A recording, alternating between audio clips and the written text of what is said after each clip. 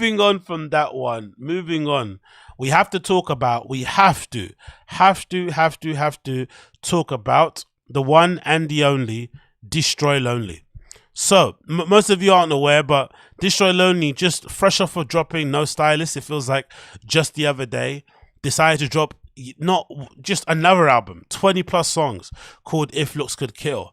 And this might be the album that essentially cements Destroy Lonely's sort of like position in this kind of new school of rappers coming up at the moment, and sort of put some distance between some people, because I don't think sonically it's that amazing. It doesn't really take you on a journey. A lot of the songs kind of sound the same, but the quality of it, the consistency of the tracks, like the melodies, like it's just on another level, especially when you consider this kid's only like 21 years old.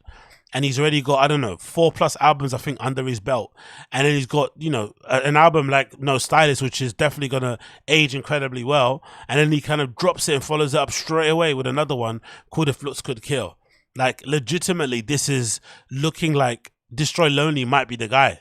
He might be him, Destroy Lonely. And it felt like for a while, him and Ken Carson, you couldn't really differentiate between the two. There was a moment also when Ken Carson, I felt like, was a little bit above him. But now I feel like Destroy Lonely is way above Ken Carson. And now there's going to have to be conversations had with some people, which I don't like to have them because I don't feel like comparing is necessary. I feel like artists can coexist together, even if they've got similar sounds. But considering they're all signed to Opium, there's a conversation currently now on social media as to who you prefer from Destroy Lonely compared to Playboi Carti. And I guess because of recency bias, and because Carti is a little bit more he's a little bit more of a artist in that sense, in that he drops when it's ready, he drops when he feels it. There's no rush. He's not constantly trying to feed the fans. When he's ready, he's ready. Whereas obviously Destroy Lonely is doing that thing that most kids at his age do, where they're just hungry to keep dropping. They're hungry to keep sharing what they've learned. They're sharing what they've kind of gained, the experience, how much they've got better. They just want to keep displaying to you and reminding you, hey, I'm him, I'm him, I'm him, I'm him. So if you want somebody that's going to be consistently dropping, consistently performing shows, who might do a few interviews here and there, obviously you would try and go for Destroy Lonely or Ken Carson because they're not as recluse as Playboi Carti. But I think in terms of range, in terms of artistry, there's no comparing. Obviously, Playboi Carti is on another planet compared to these guys, but it's still great to see kids at this age being able to create work at this level, this consistency, and clearly have a differentiating sound. Like, I feel like nowadays, it's easy to discern between Destroy Lonely and Ken Carson. 2 years ago, maybe more, it was really hard to tell them apart, but now I feel like it's so easy to do so because they sound so different, but they're obviously smashing their lane. Some tracks that I thought like were really to kind of keep a note on that I really enjoyed on If Looks Could Kill were definitely Which One, I'd say, All the Time, Biggest Problem, New, and of course the last track with Ken Carson, which is called Money and Sex. But there's too many on there, to be honest. I think the first 5 tracks are already bangers. From what I could check on flipping my Apple Music, I'm pretty sure the first 5 already have stars next to them. So there's the ones that most people have rated to be the highest, or the ones that have been played back the most from most people around the world are the first 3, which is How You Feel, If Looks Could Kill, Fly Shit, Which One, and Raver. Obviously, Raver being the kind of standout one for me anyway, personally. But honestly, the album is absolutely stacked. Please check it out if you haven't already. I really have enjoyed it. And there's a small clip here actually I'm going to play, courtesy of Complex, which features Ken Carson actually, and what's his face, Destroy Lonely, talking about some of their goats and worst and woats in terms of clothing and shoes and shit. I thought this exchange was kind of cool.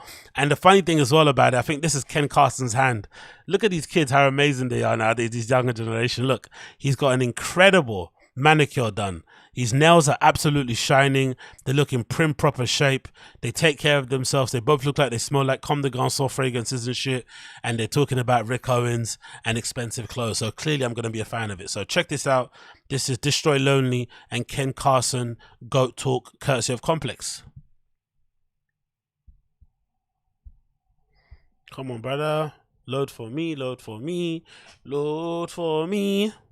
Oh, it's doing me the wait sign. See, too many Too many tabs to open, brother. Too many tabs to open. Maybe I gotta kill this one and kind of come back at it. Exit pages. Come on, give me the old dinosaur sign, and then we can refresh this. But this is a pretty decent one. There we go. There we go. There we go. There we go. Too many names to mention. There's too much swag, man. Too much goat talk going on. Had to refresh the thing. You feel me? Had to refresh the thing. Too much goat talk going on. Let's just rewind this and get this back on top again and see Wagwan. Bear with me a second here. There you go.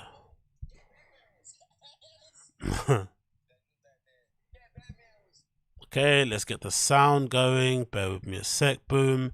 And let's fast forward it over to the bit where they're talking about the boots and shit. I think it's around here. Maybe it's around 4 minutes. It should be. There you go. There you go. It's around here. Where is it? Probably around 4 minutes or 3. There, it should be around here, I think. I think so. It should be around here. Yeah, let's do this. Boom. Bruh, it's endlessly funny. I like regular show. That shit just like, I don't know, it's some, we was just watching that shit. Boondocks. Crazy.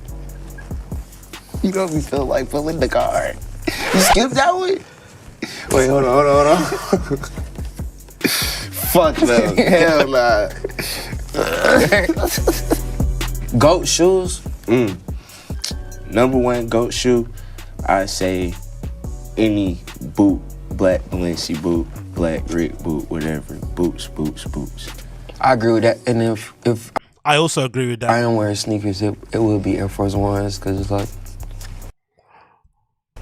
just white shoes, you know. I also agree with that. Balenciaga and Rick Owens do make the best boots, and there's no defeating the quintessential Air Force One. It's the universal swag shoe of choice. Regardless of what outfit you've got on, what look you're trying to purport to put out there, an Air Force One in all white is going to make any look amazing. Any look. Unless you have zero swag. But if you're after some boots, definitely Rick Owens and Balenciaga make the best ones. Rick Owens for definitely more of the, tighter but chunkier silhouettes. Maybe a little bit more sleeker towards the shaft. But if you want a classic, army-inspired boot, that isn't too crazy looking, has that nice good flat outsole, great shape, chunky and bulky sole, gives you a couple of extra inches if you're short, Balenciaga definitely is the way to go, in my humble opinion. Goat athlete. You gotta answer that. I don't even watch sports. Goat athlete? I think Cristiano Ronaldo. That's hard. He on some lit shit. I feel like everybody know who that is, whether you even seen him play a soccer game or not. For sure. I don't fucking watch sports, but I agree with him on that. Kids that don't watch sports always flipping bug me out. Legitimately bug me out. Like, imagine not watching sports, like day to day as a kid. And I feel like nowadays the kids are way more. They feel way more chill, and they don't feel less inadequate to actually say that, especially dudes. I feel like before, especially in my generation, if you said you didn't watch sports, people legitimately would start calling you the F word. Yeah, do you know what I mean? They'll start questioning your sexuality if you didn't watch sports, because it kind of was like one of the main parts of growing up. But now looking back at it, a lot of the friends I grew up with who watched sports would basically lie. They didn't really care about sports. They just cared about hanging out with their friends. And if all your friends are going to watch football, going to play football, you're just going to pretend that you like it just so you can hang out. So I like that these kids are way more confident to say, you know what? I just don't like sports. And not for me, not interested in the slightest. I do my own thing, but you could kind of miss me with basketball games, miss me with football games. I don't give a fuck. I think that's kind of cool. I'm not going to lie. So big up Destroy Lonely and Ken Carson. The whole interview is available obviously on Combat. It's not going to play the whole thing, but you can check it out. It's a good little segment called Goat Talk that they kind of put together, and obviously they're having some cool fun. And also it's good to see, because they're label mates, but they're also kind of appealing to a similar demographic. I feel like it's just kind of swaggy to see that they're friends and that they're chill and cool. I think that that's the ultimate kind of sign that Opium is doing well, and that these kids have got a good shoulders on their heads. That they're really, really, really similar, but they're also very, very different in terms of their sound, in terms of their personality, and they're clearly not on some kind of weirdo shit. They don't mind hanging out and being cool. I love that. I really love that about them. So big up those two, absolutely smashing it.